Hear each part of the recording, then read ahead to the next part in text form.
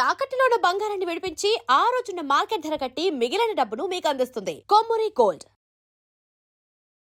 నమస్తే, నేను ముఖేష్. ఈరోజు మనతో పాటు ఉన్నారు బ్రహ్మశ్రీ నానాజీ పట్నాయక్ గురువు గారు. నమస్కారం గురువు గారు. శ్రీమాత్రే నమః. సార్, ముఖ్యంగా 12 రాసులు ఉంటాయి. ఈ 12 రాసుల వారు కూడా ఈ లలిత సహస్రనామాల్లో ఒక్కొక్క రాశి వారి ఏ శ్లోకాన్ని జపిస్తే బాగుంటుంది? మొదటిగా మేషరాశి వారికి లలిత సహస్రనామంలో ఏ నామం చదివితే బాగుంటుంది? తప్పకుండా అండి. ఇక్కడ ఏంటంటే ఒక నామం స్మరించడం ద్వారా లేకపోతే ఒక దానాన్ని ఇవ్వడం ద్వారా మన కర్మలు అనేవి తగ్గడము, మంచి బెటర్ లైఫ్ అనేటువంటిది వస్తూ ఉంటుంది. అయితే మీరు లలితా సహస్రనామాల గురించి తీశారు కాబట్టి ఎప్పుడైనా గుర్తుపెట్టుకోండి, లలితా సహస్ర రహస్య నామాలు వాటి పేరు. అంటే బయటికి చూడడానికి నామాల్లాగున్నా దాని అంతర్గతంగా అమోఘమైనటువంటి శక్తి పొందున్నాయి ఆ నామాలు. ఎందుకండి అంటే ఇప్పుడు మనకి ఒక్కొక్కరు రచించినవి ఒక్కొక్క ఎనర్జీ ఉంటుంది. ఎలా అంటే ఇప్పుడు నేను ఒక లెటర్ మీద సంతకం పెట్టి ఇచ్చాను. మా పిల్లవాడు కాలేజ్కో స్కూల్కో లీవ్ లెటర్ పనిచేస్తుంది, అంతేకాదు దాన్ని దేశాన్ని సాధించడానికి ఉపయోగించింది. అంతే కదా. అదే పిఎం మోడీ గారు సంతకం పెట్టింది దేశానికి వర్తిస్తుంది. సీఎం గారు పెట్టింది రాష్ట్రానికి, ఒక ఎంపీఓ ఎమ్మెల్యే చెబుతుంది ఆ ఏరియాకి కదా.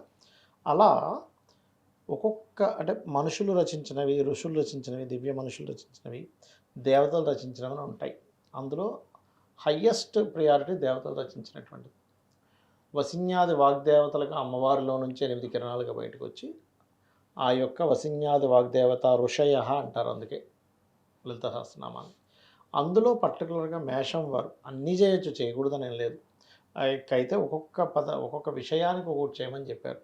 అయితే వీళ్ళకి ఎక్కువగా సూర్య భగవానుడు అధిష్టాన దేవత అవుతారు కాబట్టి ఓం భానుమండల మధ్యస్థ భైరవీ భగమాలినే నమః అని సూర్యభగవాను చూస్తూ ఎవరైతే అర్ఘ్యం వదులుతూ సూర్యభగవాను ఆదిత్య హృదయం చేసిన తర్వాత ఒక్క 10 నిమిషాలైనా చేసుకోగలిగితే, లేదండి ఇంకెక్కువసేపు చేసుకుంటా అంటే 48 నిమిషాలు కనుక చేయగలిగితే వీరి పూర్వజన్మ కర్మలు దగ్ధమవుతాయి.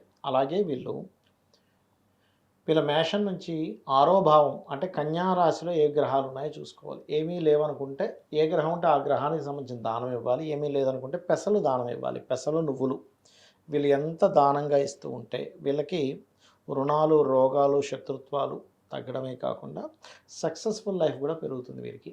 దీంతోపాటు ఈ భానుమండల మధ్యస్థ భైరవీ భగమాలినే నమః. ఎందుకంటే ఆఖరికి ఆమె మహావిష్ణువు శ్రీరామ అవతారాన్ని ఎత్తి రావణాసుని సంహరించే క్రమంలో అలసిపోతాడు.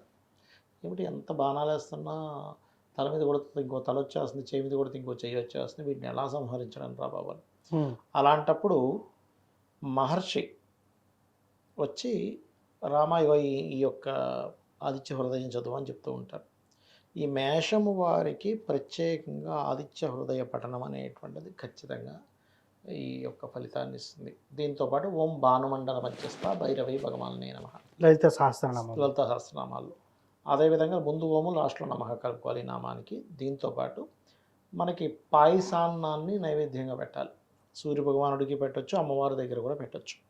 కుంకుమతో గనక అమ్మవారిని ఈ నామాన్ని స్మరిస్తూ కుంకుమతో గనక పూజ చేసినట్లయితే మరింత మంచి ఫలితాలు వస్తాయి.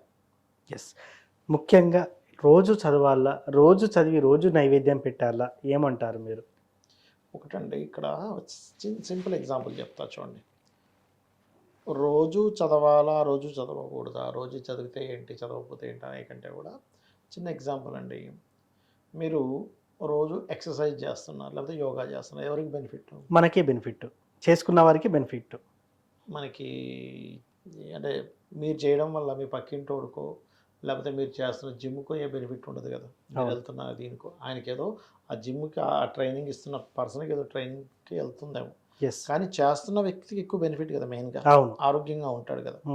అలాగే మనం పూజాది కార్యక్రమాలు కూడా మనకి శాస్త్రంలో ఏముందంటే, ఇప్పుడు చాలామంది చూడండి, ఒకానొక రోజు ఏదో కష్టం వచ్చినప్పుడు దేవుని తలుచుకుంటారు. ఒక్కొక్కసారి వాళ్ళకి పూర్వజన్మ కర్మ బాగుంటే ఆ పని అయిపోతుంది తలుచుకున్నందుకు. లేకపోతే ఏంటోనండి దేవుడికి మొక్కుకున్నా అవ్వలేదంటారు, పని అనుకున్నా కాలేదంటారు. కారణం ఏంటంటే అమ్మవారే చెప్పింది, రోజు నిత్యము నన్ను స్మరించే వాడికి నీ కష్టకాలంలో నువ్వు స్మరించినప్పుడు వెంటనే వచ్చి నేను ఆదుకుంటా. ఇప్పుడు చిన్న ఎగ్జాంపుల్, మీ ఇంటి పక్కనే ఎమ్మెల్యే గారు ఉన్నారు, రోజు ఫ్రెండ్షిప్ చేసుకుని రోజు మాట్లాడుకుంటున్నారు. అవును, ఏదో కష్టం వచ్చింది మీకు, మీరు ధర్మబద్ధంగా ఉన్న ఏదో అయింది, ఆయన చెప్తే ఆయన ఏదైనా మీకు హెల్ప్ చేయగలుగుతారు. అసలు మీరు జీవితంలో ఎప్పుడు పలకరించలేదు, పక్కపై సడన్గా పోయి నాకు ఇది వచ్చింది అంటే ఛాన్సెస్ అక్కడ కూడా చేయొచ్చు, కానీ మీకు పరిచయం ఉన్నప్పుడు చేసే ఇది వేరే ఉంటుంది, అవునా కదా? అలా అనమాట. కాబట్టి ఈ లలితా సహస్రనామాల విషయంలో కొన్ని ఉన్నాయి. ఏంటంటే నిత్యము చేసేవాళ్ళు కొన్ని అడుగుతూ ఉంటారు, ఏమంటే నేను నాన్ వెజిటేరియన్ తినొచ్చా తినకూడదా ఇట్లాంటివన్నీ కూడా. మీరు ఒక జంతువుని హింసించడం ఎందుకు అనే భావనతో తినకుండా ఉంటే వేరే, కానీ ఎక్కడైనా సరే ఏ దేవత సంబంధమైనా కానీ మీరు వెజిటేరియన్ నాన్ వెజిటేరియన్ అనేది చూడండి ఎప్పుడు భగవంతుడు. మీరు సాటి మనిషి పట్ల ఎలా ఉంటున్నారు, వాడిని మోసం చేయడము, వాడికి ఏదో మాయమాటలు చెప్పడము, లేకపోతే వాడి ముందుని బాగా మాట్లాడి పక్కకు పోయి వాడి గురించి చెడుగా మాట్లాడడం చేస్తే అది మాత్రం దేవుడు మెచ్చడు.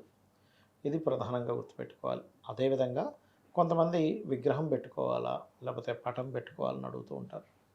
పటమైనా పెట్టుకోవచ్చు, విగ్రహమైనా పెట్టుకోవచ్చు. విగ్రహం కనుక పెట్టుకునేటట్టయితే అంగుష్టమాన్యం అంటే ఒక బొటన వేలంత మాత్రమే ఉండాలి. బొటన వేలు కంటే పెద్దది విగ్రహం కనుక ఇంట్లో ఉన్నట్లయితే నిత్య నైవేద్యము చేయాలి అంటూ ఉంటారు. అంటే మీరు వండినటువంటి అన్నాన్ని నైవేద్యంగా పెట్టి అమ్మవారు చూపించి నివేదన చేసి తీసుకోవడము, లేదా కొబ్బరికాయ కనీసం కొట్టాలి ఇంట్లో, లేదంటే ఏదైనా ఫలమైనా సరే పెడితే చాలా మంచిది అని చెప్పి శాస్త్రవచనం. ఇది ప్రధానంగా గుర్తుపెట్టుకోవాలి. సార్ ఏది ఏమైనప్పటికీ కూడా ఖచ్చితంగా అందరికీ వ్యక్తిగత జాతకం ఇంపార్టెంట్. వ్యక్తిగత జాతకం ఆధారంగానే ఈ రాశి ఫలాలు కానివ్వండి. జాతకం లేని వారు కూడా ఏం చేసుకోవాలంటారు? చాలామందికి జాతకాలు ఉండవు, కొంతమంది పూర్వం కొంతమంది రాస్తారు, కొంతమంది రాయరు. సో అలాంటి వారు మరి వాళ్ళ ఐడెంటిటీని కలుపుకోవడం ఎలా, అంటే వాళ్ళ వ్యక్తిగత జాతకం కనుక్కోవడం ఎలా అంటారు?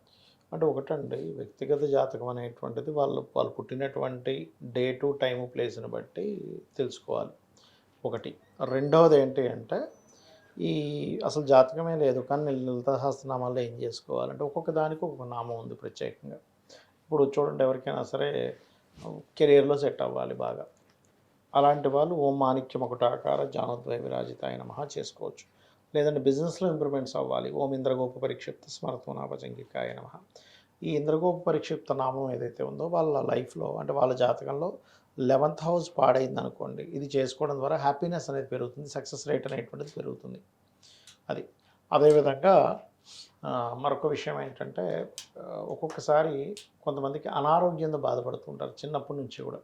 అలాంటి వారు ఓం సర్వవ్యాధి పరశమని సర్వమృత్యు నివారిణి అగ్రగణ్య చింత్య రూప కలికల్మషనాశిని నమః చేసుకోవచ్చు. ఇలాగా ఎవరెవరు దేనికి సంబంధించి చేయాలో దానికి సంబంధించి చేసుకునేటువంటిది ఉంటుంది.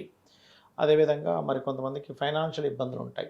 అలాంటప్పుడు ఓం ధర్మాధ్యక్ష ధనాధ్యక్ష ధనధాన్య వివర్ధిని నమః. అంటే ఇక్కడ ఏంటంటే వ్యక్తిగత జాతకంలో కనుక 2వ భావం పాడైంది అంటే ఫైనాన్షియల్ హౌస్ పాడైంది, అప్పుడు ఈ ధర్మాధ్యక్ష కానీ లేకపోతే ఓం సంపత్కరి సమారూఢ సింధుర ప్రజ సేవితాయ నమః కానీ చేయొచ్చు. ఇలా ఏంటంటే ఒకటి ఇక్కడ చాలామంది ఇప్పుడు మీరు అడిగినట్టు కొంతమంది ఎట్లా అడుగుతారంటే, ఏమంటే నేను ఎప్పుడు పూజలు చేయను కానీ ఇప్పుడు నాకు కష్టం వచ్చింది కాబట్టి దేవతను వెళ్ళి అడిగితే నేను స్వార్థం కోసం అడిగినట్టు ఉంటుందేమో అనుకునే వాళ్ళు చాలామంది ఉన్నారు. ఎస్, అవును. నేనేమంటానంటే ఒక తల్లికి బిడ్డలు ఉన్నారు, 4 బిడ్డలు ఉన్నారు. ఒకవాడు తల్లితో పెద్దగా కనెక్టివిటీలో లేడు, మిగతా 3 బాగానే ఉంటారు. కానీ వీడికి ఆకలేసింది, ఎవరిని అడగాలి? తల్లినే అడగాలి. తల్లి ఏమైనా నువ్వు సరిగ్గా కమ్యూనికేషన్స్లో లేవు కదా నీకు పెట్టను అంటుందా? అన్నది కదా, అన్నది కదా. అందుకని తల్లిని అడగడంలో తప్పు లేదు. అయితే నువ్వు అడిగేటువంటి దానిలో ధర్మబద్ధమైంది అయింది అలా కోరిక.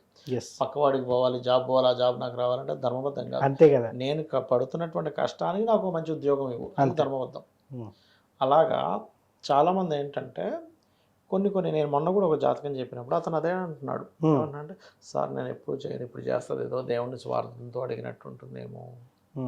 అలా అనుకుంటాడా సార్ దేవుడు? అనుకోడు. ఎందుకంటే తల్లి ఎప్పుడైనా అనుకుంటుంది, అనుకోదు. వీడి స్వార్థంతో నన్ను అన్నం పెట్టమని అడుగుతున్నాడు, వీడి స్వార్థంతో నన్ను ఈ కూర వండమని అడుగుతున్నాడు అనుకుంటుందా?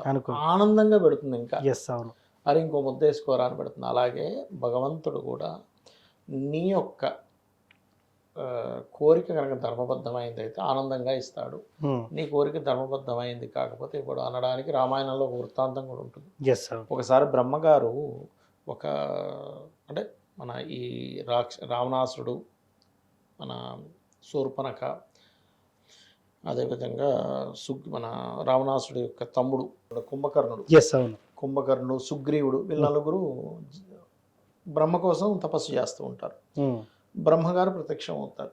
ఉమ్, ప్రత్యక్షమై శూర్పణకి ఏదో కావాలంటే ఇచ్చేస్తారు. ఓకే. దాని తర్వాత రావణాసుడి దగ్గరికి వస్తాడు. ఉమ్, రావణాసుడి దగ్గరికి వస్తే రావణాసుడు నాకు పలానా అది కావాలి ఇది కావాలి నేను ఎప్పుడు బతికే ఉండాలంటే అది ఇవ్వడం కుదరదు అంటాడు. ఉమ్, ఎగ్జంప్షన్ ఉమ్, అంటే మనుష్యుల చేతిలోని లేకపోతే వానరుల చేతులు తప్ప మిగతా అన్ని కోరుకుంటాడు. ఎస్, అందుకే నారాయణుడే మనుష్య రూపం దాల్చి చంపేశాడు రాముడి రూపంలో. ఎస్, అవును.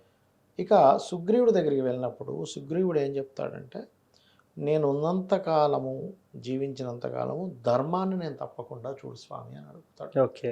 అప్పుడు బ్రహ్మగారు మెచ్చుకొని చిరంజీవత్వం ఇస్తాడు. ఎస్. ఇక్కడ రావణాసుడు అడిగినా ఇవ్వడు, ఉమ్, అలా ఇవ్వకూడదు అంటాడు, కానీ ఇక్కడ ఇస్తాడంటే దాని అర్థం ఏంటి? ధర్మానికి ముడిపడి ఉంటే నువ్వు ధర్మంతో కనెక్ట్ అయి ఉంటే భగవంతుడు మెచ్చి నీకు ఇస్తాడు. ఎస్. మరలా ఇక్కడ కుంభకర్ణుడి దగ్గరికి వెళ్తుండేసరికి దేవతలందరూ వచ్చి బ్రహ్మను పట్టుకుంటారు. అయినా వాడు ఇప్పటికే మేము చచ్చిపోతున్నాం, వాడి బాడీకి అది ఉమ్, మీరు మళ్ళీ వరాలు ఇస్తే ఇంక మేము ఇంక భరించలేము, ఏదో ఒకటి చేయండి అంటే నన్ను ఏం చేయమంటారు?